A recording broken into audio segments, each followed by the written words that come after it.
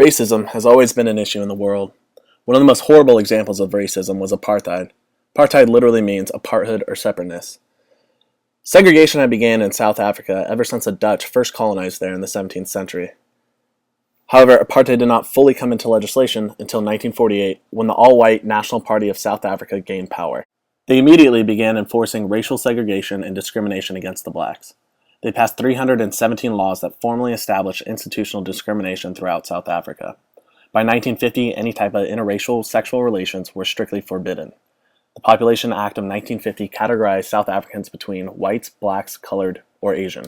This policy often split families. Parents could be classified as white, while their children were classified as colored.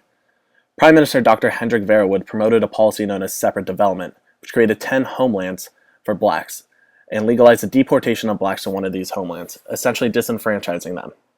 Between 1961 and 1994, more than 3.5 million black South Africans were deported to one of these homelands, where they lived in poverty and hopelessness.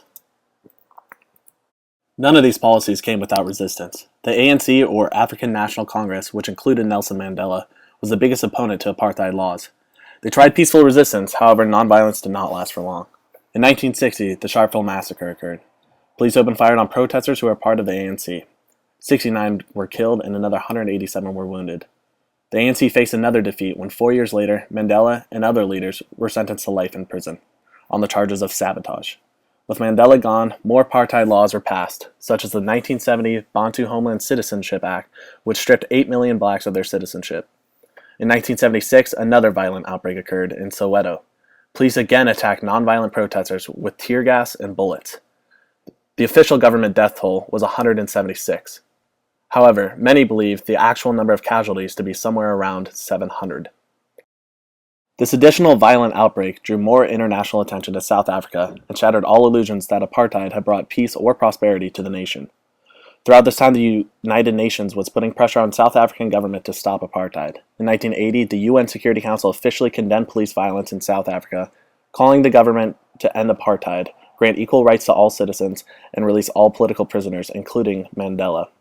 In 1983, yet another anti-apartheid organization was formed, the United Democratic Front, or UNF, with Archbishop Desmond Tutu as one of the most influential members. He won the Nobel Peace Prize the year after for his efforts in stopping apartheid. However, the South African government wouldn't go down without a fight. In 1985, they declared a state of emergency in order to suppress the growing momentum of anti-apartheid movements. Troops were deployed to the black homelands, thousands of protesters were arrested, and most political organizations were banned. In response, the UK and United States placed economic restrictions on South Africa. For the first time, South Africa began relieving enforcement of some apartheid laws. All of this led to the election of F.W. de Klerk in 1989, who repealed the Population Registration Act and eliminated most of the legal basis of apartheid. In addition, he lifted the ban on the ANC and freed many political prisoners.